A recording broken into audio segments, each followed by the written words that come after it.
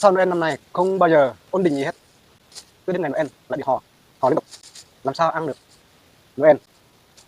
Đây, Noel năm này chỉ có 2 cái thôi nhé, ai hò thì 2 cái này, mình bây giờ mình hò nhiều lắm, ho cái mũi nữa, không bao giờ khỏi luôn. Bây giờ mình ghi ra cái 2 cái này, mọi người có biết không, cái là cái gì không? Tỏi, là tỏi nhé, đây là chanh, quả chanh, cắt ra, mọi người làm thế nào cho nó hết hò nha, mọi người xem nha. Đấy, cắt ra thế này, cắt đuôi ra này, một cái mình lấy bật người thôi, xong rồi mình cắt đuôi ra, rồi mình ép vào giữa, xong rồi ép vào giữa, xong rồi mình đút vào mồm mình.